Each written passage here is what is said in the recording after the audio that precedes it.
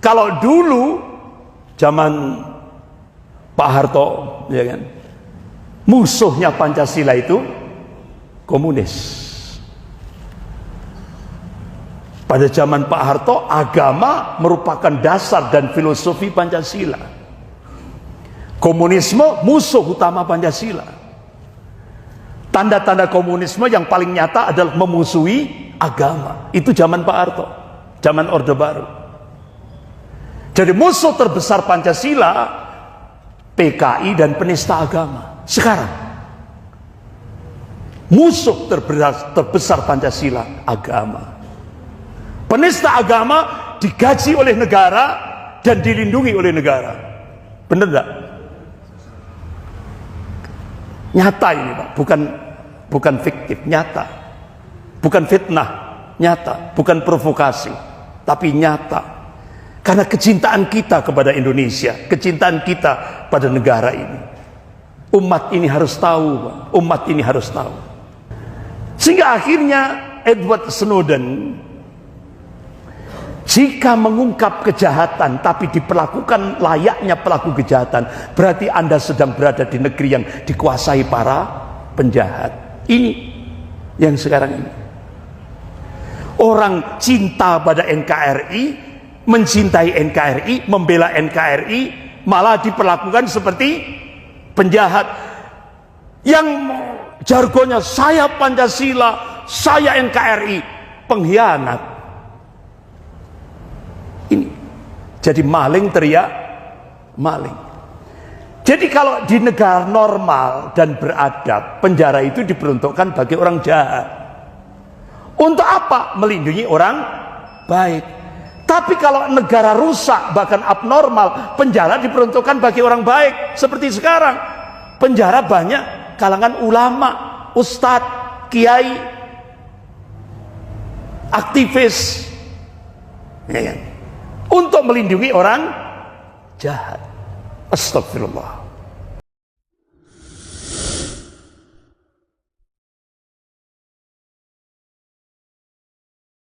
Ma'asyiral muslimin rahimakumullah.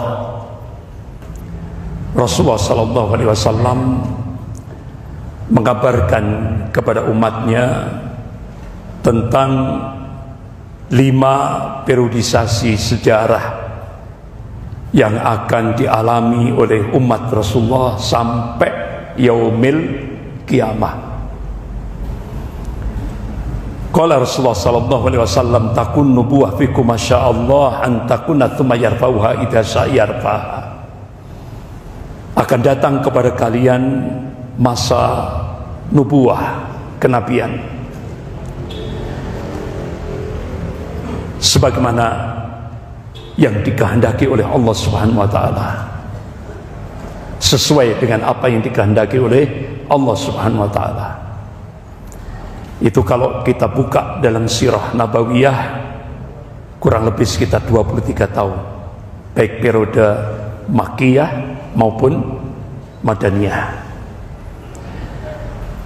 Kemudian Allah angkat jika Allah menghendakinya. Thumma takunu khilafatun ala minhajin nubuwah fayakunu masyaallah antakuna thumma yarfa'uha idza sya'yarfa.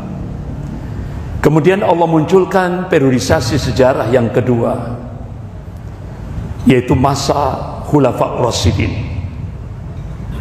sesuai dengan apa yang dikehendaki oleh Allah Subhanahu wa taala. Al-Imam Ibnu Katsir rahimahullah menulis kitab judulnya Al-Bidayah wa Nihayah. Diungkap tentang masa Khulafaur Rasyidin, kurang lebih sekitar 30 tahun. Begitu juga pakar sejarah dunia Islam Syekh Profesor Dr. Muhammad Ali Salafi, 30 tahun masa Khulafaur Rasyidin. Kemudian Allah angkat jika Allah menghendakinya. Thumma takunu mulkan adan fayakunu masyaallah an takuna thumma yarfa'uha idza sya'yarfaha. Kemudian Allah munculkan periodisasi sejarah yang ketiga, mulkan adan. yaitu raja-raja yang menggigit. Syekh Profesor Dr. Muhammad Ali Salabi itu mengungkap pada masa Daulah Muawiyah, dilanjutkan Daulah Abbasiyah yang puncak Al-Hadrah Islamnya ada di Baghdad, Irak. Kemudian dilanjutkan Daulah Utsmaniyah yang puncak Al-Hadrah Islamnya ada di Andalusia. Ini kurang lebih 13 abad, 1300 tahun. Jadi golongan mukmin ini pernah memimpin dunia ini sepanjang 1353 tahun. Masya Allah, luar biasa. Dan itu dicatat oleh pakar-pakar sejarah, baik dunia Islam maupun dunia Barat, ya kan? Terutama dunia Barat itu ada pakar sejarah dari Britania, namanya Arnold Toynbee. Arnold Toynbee itu seorang kafir yang kafah. Apa kafir yang kafah itu? Jadi kebenciannya terhadap Islam itu sudah mendarah daging. Itu kafirnya kafah. Makanya kalau ada orang kafir tidak memusuhi umat Islam itu berarti patut dipertanyakan kekafirannya. Berarti kafirnya belum kafah, masih separuh-separuh. Jadi Arnold Toynbee ini pakar sejarah dunia Barat, melakukan riset tahun 1954 dan hasil risetnya dibukukan. Judulnya Civilization on Trial, ya, ujian atas peradaban. Dan itu bestseller di kalangan dunia Barat. Dia tulis objektif, ya, dunia Islam pernah memimpin dunia ini sepanjang 1353 tahun. Dan dia sebagai pakar sejarah, dia sudah memprediksi dunia Islam akan kembali memimpin dunia ini. Ini padahal dia kafir yang kafah. Tapi di ujung tulisannya, hasil risetnya itu, dia tunjukkan bahwa dia seorang kafir yang kafah. Apa? Dia berdoa, semoga ini tidak terjadi. Nah, berarti dongane wong kafir itu muga-muga gak sida. Nah, itu loh. Jadi dia masih menunjukkan, ya, nah itu. Bapak-bapak, ibu-ibu yang dimuliakan Allah Subhanahu wa taala. Kemudian thumma takunu mulkan jabriyah fa yakunu masyaallah an takuna thumma yarfa'uha idza sya'arfa.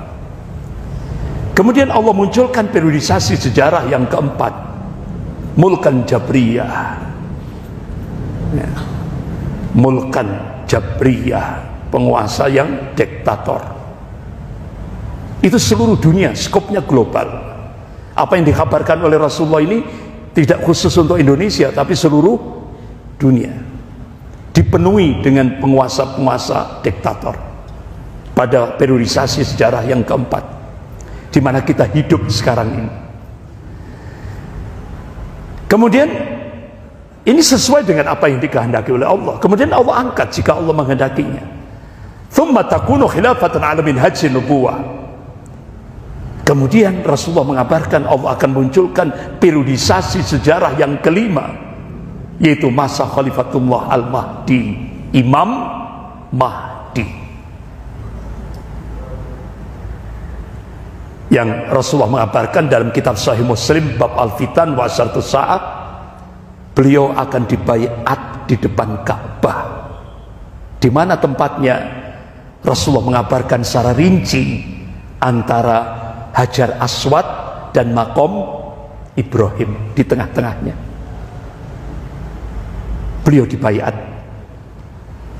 Kalau itu sudah terjadi, Rasulullah perintahkan pada seluruh umat Islam seluruh dunia wajib baiat kepada Imam Mahdi, walaupun digambarkan oleh Rasulullah sampai kita merangkak di atas salju, sampai seperti itu. Tapi nggak nutut Pak kita Pak, nggak nutut.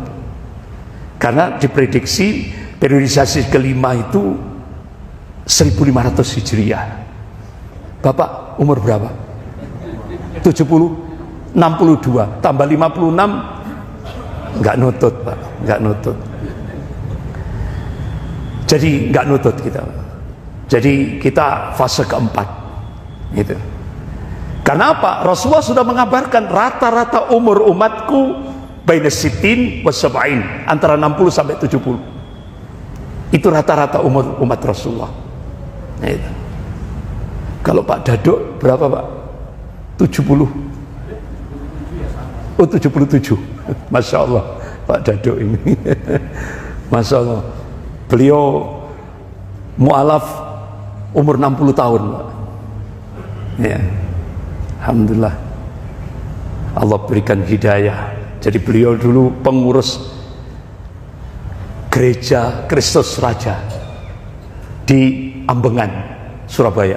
Beliau ini pengurus Kristus Raja, gereja Kristus Raja di Ambengan, Surabaya. Nah, alhamdulillah beliau sekarang jadi aktivis, wakil takmir. Bapak-bapak, ibu-ibu yang dimuliakan Allah. Jadi pada fase keempat periodisasi sejarah yang keempat ini, Allah mengabarkan tentang sunnah at-tadawul, pergantian kepemimpinan dunia dari golongan mukmin kepada golongan kafir. Ini sunnatullah, namanya sunnatut tadawul, pergantian kepemimpinan dunia.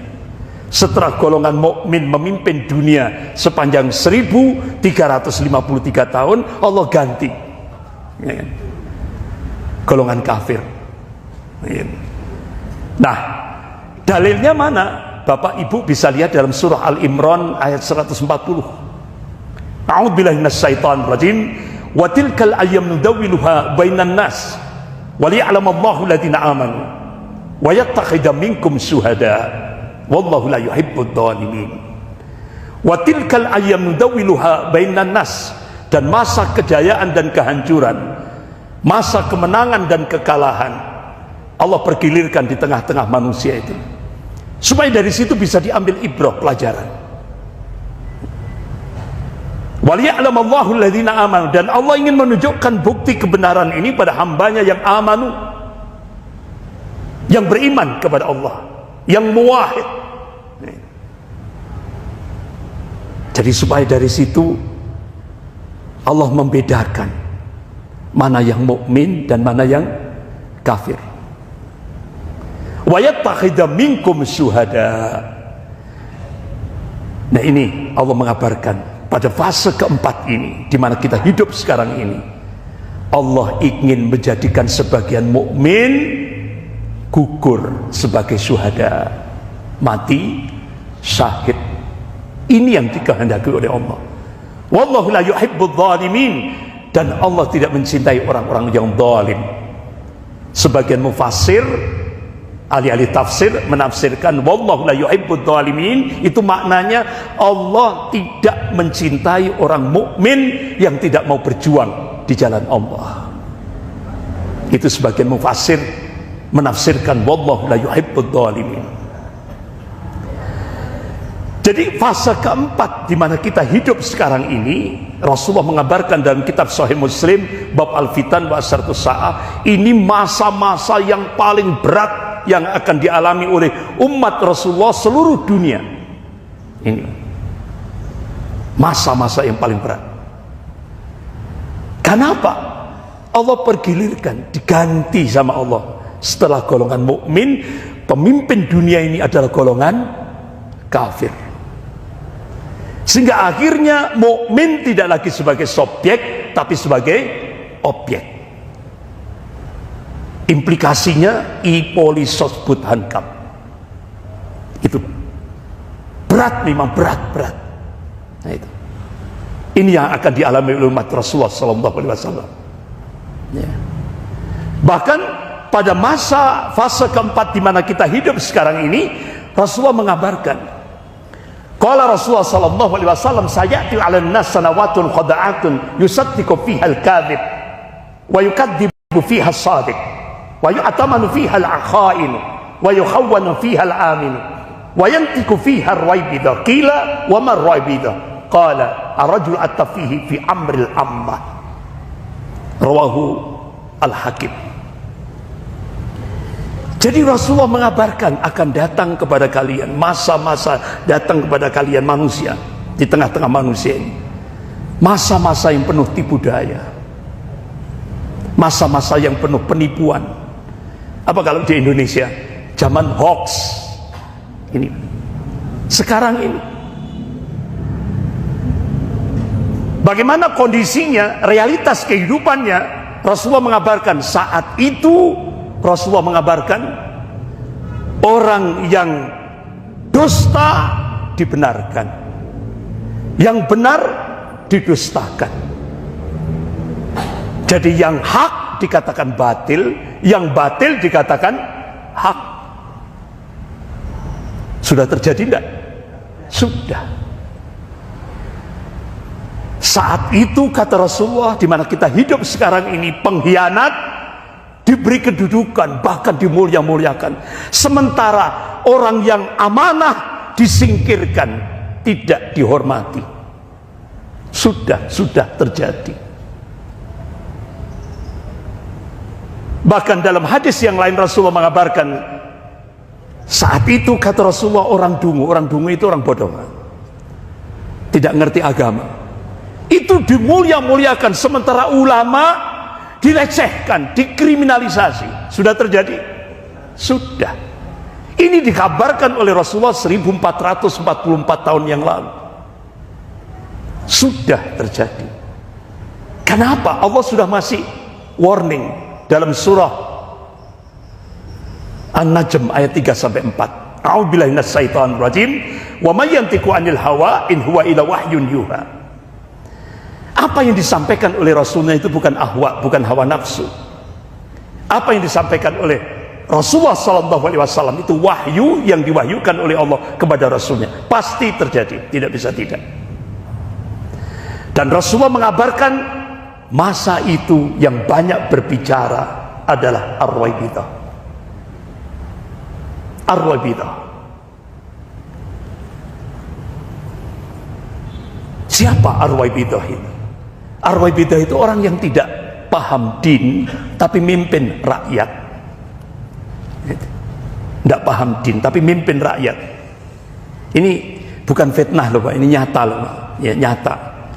Wudhunya saja habis basuh muka langsung basuh kaki. Ini nyata loh.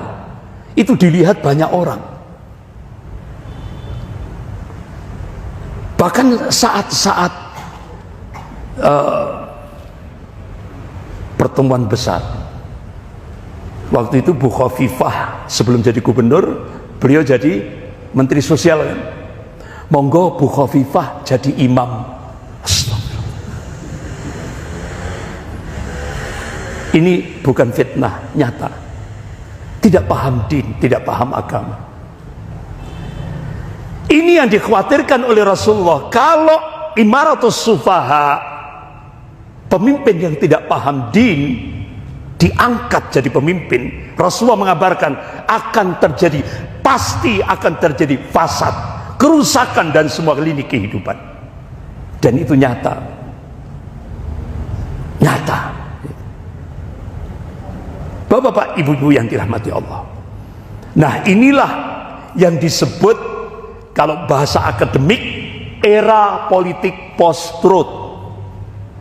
Kalau bahasanya Joyoboyo, zaman edan, nek ora edan ora keduman. Kalau bahasa akademik era politik post-truth. Kalau disimpulkan karakternya diringkas jadi dua. Jadi sekarang ini era kebohongan dan kedzaliman. Makanya tokoh-tokoh ulama di Indonesia sekarang, Indonesia darurat kebohongan dan kedzaliman. Ini. Bagaimana realitas empiris masyarakat ummah problematika umat kontemporer atau kekinian. Bagaimana faktanya? Bapak-bapak, ibu yang dirahmati Allah, fakta yang terjadi di Indonesia itu dibangun oleh sebuah teori setan. Teori setan, yaitu teori evolusi Darwinisme.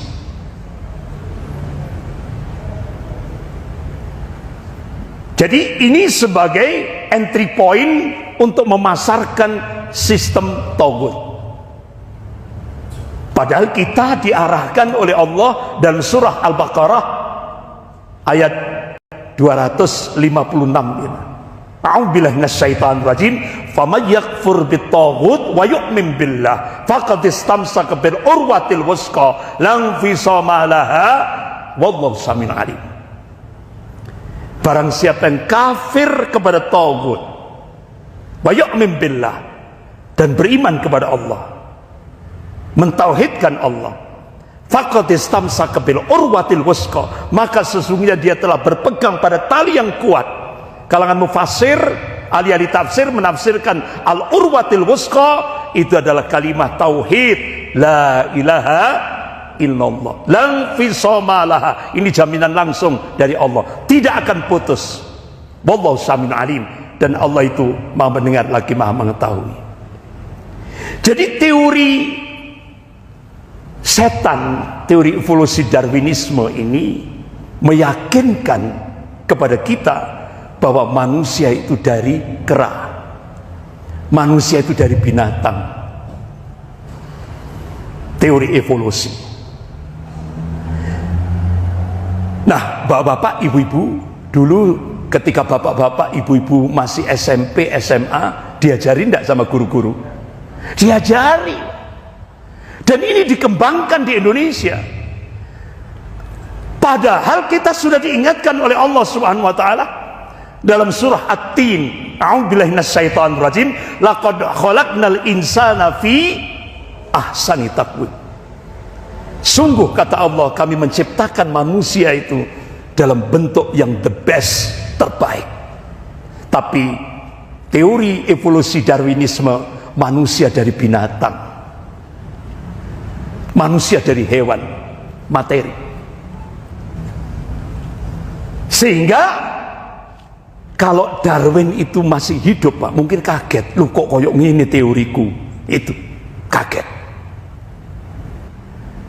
Bapak-bapak, ibu yang dirahmati Allah, jadi teori Darwinisme ini contoh konkretnya di Indonesia lahirlah Rembo. Oh kok Rembo, Sambo, itu Pak, Sambo.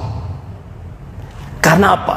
Dia di brainwash, dicuci otaknya, kemudian dimasukkan teori evolusi Darwin. Lahirlah generasi Sambo. Ini. Bapak-bapak, ibu yang dirahmati Allah, apalagi Indonesia berubah kiblat ke Cina. Ya. Benar-benar bapak-bapak, ibu yang dirahmati Allah, kata Jenderal Aditya Warman Toha, Staf Panglima TNI, di Masjid Al-Azhar, Jakarta Selatan, ketika Indonesia berubah kiblat ke Cina, itu implikasinya Polisosbud hancur, nyata. Kenapa? Elit Cina itu terdiri dari Partai Komunis, Triad, dan Taipan Hong Kong. Sehingga akhirnya muncullah sebuah nota diplomatik dengan kode referensi Beijing 1448. Isinya apa? Kementerian Luar Negeri Cina dan Kementerian Luar Negeri Amerika sepakat untuk melakukan akselerasi, percepatan, ingin menjadikan Indonesia sebuah negara sekuler. Ini Pak, sebuah negara sekuler. Ini apa implikasinya? Ini implikasi, kalau dulu ketika kita dicengkram oleh Amerika, kita dipaksa untuk menerima liberalisme, sekularisme. Tapi begitu kita beralih kiblat ke Cina, kita dipaksa untuk menerima ideologi komunisme yang nanti puncaknya ateisme. Bahkan ini sudah disampaikan oleh pejabat tinggi di Hotel Arya Duta Jakarta sebelah Patung Tani, di depan ratusan pemuda se-Indonesia. Di Indonesia sekarang boleh menerima ideologi ateis, murtad pun boleh. Ini seorang pejabat tinggi negara di depan ratusan pemuda-pemuda seluruh Indonesia di Hotel Arya Duta Jakarta sebelah Patung Tani. Saya punya datanya. Miris kita, Pak. Ini dampaknya. Bapak-bapak, ibu yang dirahmati Allah, kalau dulu zaman Pak Harto, ya kan, musuhnya Pancasila itu komunis. Pada zaman Pak Harto, agama merupakan dasar dan filosofi Pancasila. Komunisme musuh utama Pancasila. Tanda-tanda komunisme yang paling nyata adalah memusuhi agama. Itu zaman Pak Harto, zaman Orde Baru. Jadi musuh terbesar Pancasila PKI dan penista agama. Sekarang musuh terbesar Pancasila agama. Penista agama digaji oleh negara dan dilindungi oleh negara. Benar enggak? Nyata ini, Pak, bukan fiktif, nyata. Bukan fitnah, nyata. Bukan provokasi, tapi nyata. Karena kecintaan kita kepada Indonesia, kecintaan kita pada negara ini. Umat ini harus tahu, Pak. Umat ini harus tahu. Ini implikasi. Sehingga akhirnya tahun 2014 seorang ulama yaitu Habib Rizik Syihab bersama beberapa tokoh intelijen muslim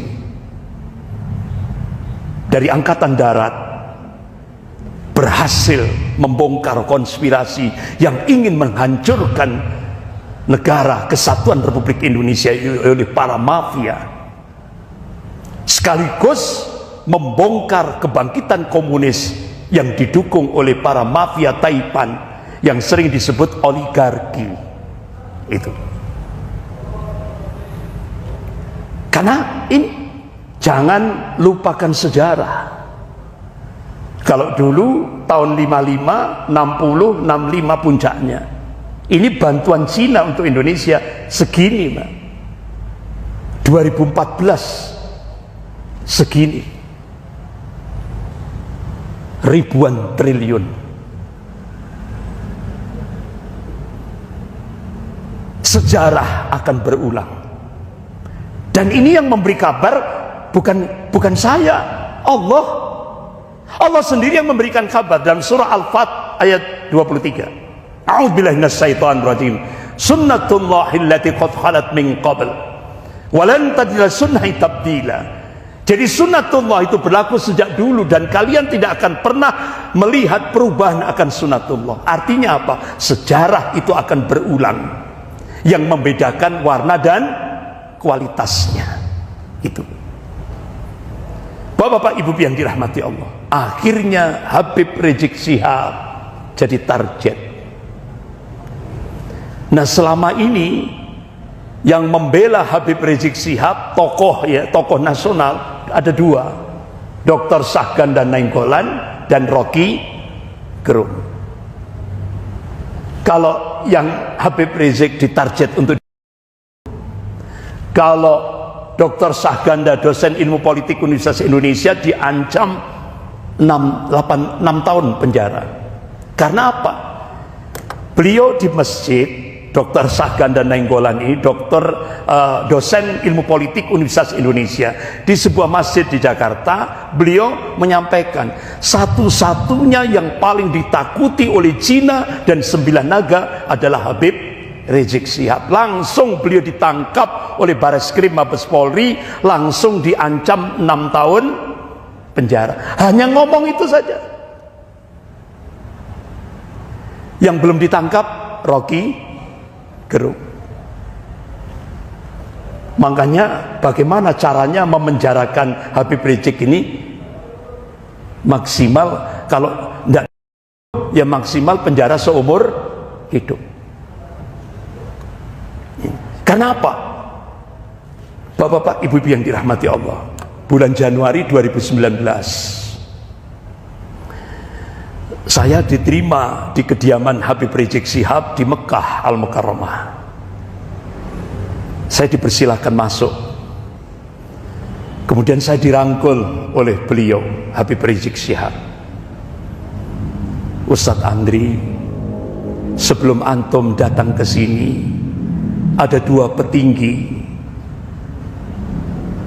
negara yang datang. Kepala BIN, Badan Intelijen Negara, Jenderal Budi Gunawan, dan Kapolri, yaitu Jenderal Tito Karnavian. Langsung disepakati di sebuah hotel lantai 16. Begitu sampai Habib Rizik, ada firasat yang tidak enak. Alhamdulillah beliau diberi basirah oleh Allah. Hanya beliau minta saat itu juga kita pindah ke hotel yang lain. Alhamdulillah beliau selamat dari jebakan konspirasi intelijen. Begitu sampai ke hotel yang lain ini tadi, beliau tanya, ada apa? Habib, kami mohon untuk di Mekah saja, jangan pulang ke Indonesia. Sudah kami siapkan. Berapa, Pak? Bukan miliar, triliun sudah disiapkan.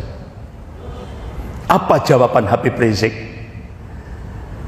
Mohon maaf, saya tetap akan pulang ke Indonesia untuk menyelamatkan Indonesia dari cengkraman imperialisme Cina dan 9 naga.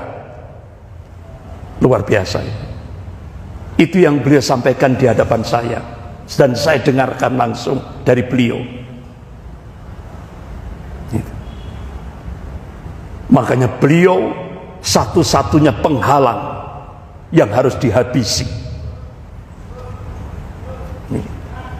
Bapak-bapak, ibu-ibu yang dirahmati Allah, puncaknya ketika Habib Rizik bersama menantu, anak dan cucunya dari Megamendung menuju Jakarta lewat tol Cikampek.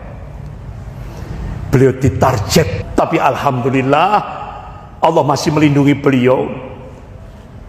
Pengawal beliau lihai sekali, berhasil menghadang kejaran ini tadi, sehingga akhirnya ketika berhasil menghadang, nah dari yang ngejar ini tadi langsung nembak bannya pengawal Habib Rizik, sehingga dengan kecepatan tinggi mobil itu tanpa ban sampai berhenti di kilometer 50. Langsung pengawal ini ditangkap, kemudian dibawa ke satu villa,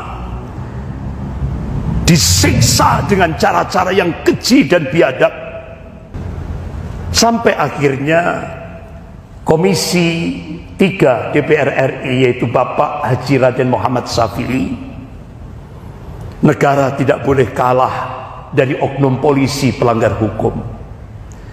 Bahkan dosen pasca sarjana ilmu politik Universitas Indonesia, yaitu Bapak Dr. Mulyadi, polisi itu dilatih untuk nembak kaki, bukan kepala atau jantung, supaya kalangan kriminal itu bisa diajukan ke meja pengadilan, ke muka hukum.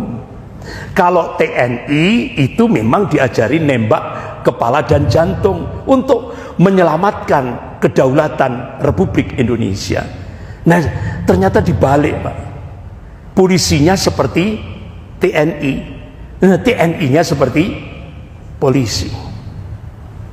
Makanya ketika saya diundang di Masjid Ramadan Gria Santa, pas acara santai gitu, makan sarapan pagi, itu guru besar di sana kan banyak profesor-profesor UB, Universitas Brawijaya.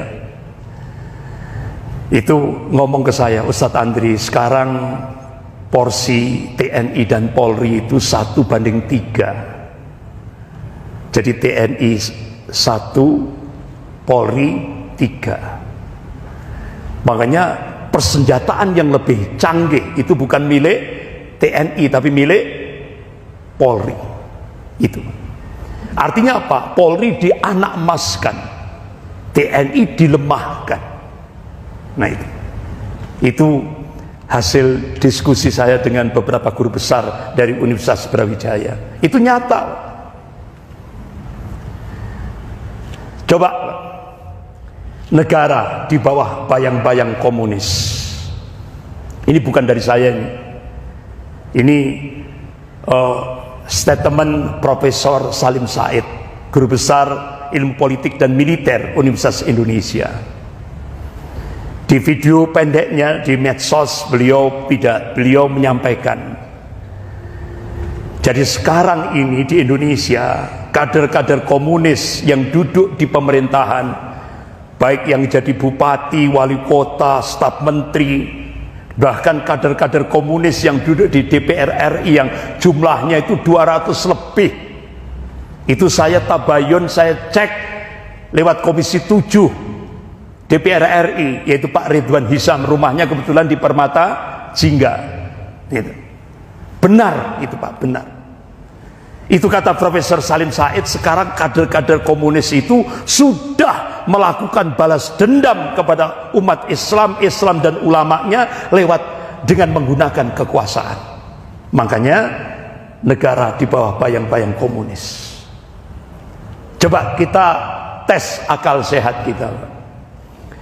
Dulu 65, 6 jenderal angkatan darat oleh PKI yang dibubarkan PKI. Masuk akal enggak? Masuk akal. Nah sekarang 6 anggota FPI yang dibubarkan FPI dihancurkan lagi, dibubarkan lagi. Ini yang enggak masuk akal. Inilah kenapa negara di bawah bayang-bayang komunis. Sehingga akhirnya Profesor Mahfud MD sebagai Menko Polhukam resmi membubarkan FPI sebagai organisasi terlarang. Jadi ini sejarah berulang. Kalau dulu di akhir pemerintahan Soekarno, Masumi menjadi common enemy, musuh bersama. Nah sekarang FPI jadi common enemy, musuh bersama. Ini padahal yang merubah dasar negara Pancasila menjadi Ekasila Trisila itu PDIP. Yang maling duit rakyat yaitu Mensos itu bukan bendahara PDIP. Itu kata Pak Novel Baswedan itu 100 triliun Pak. Dikorupsi 100 triliun. Padahal di DPR RI sudah komitmen siapa yang melakukan korupsi di era pandemik hukumannya mati Pak. Tapi akhirnya bude interupsi, jangan dihukum mati. Kalau dihukum mati kader-kader saya habis. Akhirnya hukuman mati dibatalkan. Kenapa? Alasan hakim waktu itu dengan Pak Juliardini yang bendahara PDIP ini, ya kan, yang waktu itu jadi Menteri Sosial. Alasannya apa? Dia sudah sakit hatinya. Karena apa? Sudah tersebar di seluruh rakyat Indonesia bahwa dia ini perampok duit rakyat saat pandemik. Itu sudah sakit katanya. Sehingga akhirnya tidak jadi hukuman mati, tapi cuma 12 tahun penjara. Kenapa? Bude sudah ngomong, loh kalau KB ya kan dihukum mati, habis kadernya Bude. Karena apa? Itu dulu menteri Pak Gamawan Fauzi itu pernah nyeletuk Pak. Kalau umpama itu diterapkan betul Pak ya kan, bupati wali kota yang korupsi itu dijebloskan ke penjara, itu habis Pak. Pemerintahan ini tidak ada. Karena apa? Mayoritas korupsi. Ini. Jadi aneh ini. Yang merubah dasar negara PDIP, yang nggarong PDIP, bahkan ini Harun Masiku, ini kan kader PDIP yang sampai sekarang jadi buron KPK, ya didelik nih Pak. Ya kan? Nah terakhir bendahara PBNU dari PDIP kan, Haji Maming dari Kalimantan Selatan, itu bendahara PBNU. Korupsi lagi itu. Akhirnya, tapi anehnya yang dibubarkan FPI. Padahal FPI tidak pernah korupsi, tidak pernah berbuat kriminal, tidak pernah. Aneh ini Pak. Jadi kita, akal sehat kita itu dihabisi Pak. Kita dibuat apa? Dibuat bodoh Pak. Ini. Sehingga akhirnya Edward Snowden, jika mengungkap kejahatan tapi diperlakukan layaknya pelaku kejahatan, berarti Anda sedang berada di negeri yang dikuasai para penjahat. Ini yang sekarang ini. Orang cinta pada NKRI, mencintai NKRI, membela NKRI, malah diperlakukan seperti penjahat. Yang jargonnya saya Pancasila, saya NKRI, pengkhianat. Ini jadi maling teriak maling. Jadi kalau di negara normal dan beradab, penjara itu diperuntukkan bagi orang jahat. Untuk apa? Melindungi orang baik. Tapi kalau negara rusak bahkan abnormal, penjara diperuntukkan bagi orang baik. Seperti sekarang, penjara banyak kalangan ulama, ustadz, kiai, aktivis, ya kan? Untuk melindungi orang jahat. Astagfirullah. Skor adzan dulu. Nanti saya tambah sedikit Pak. Ya, saya tambah sedikit.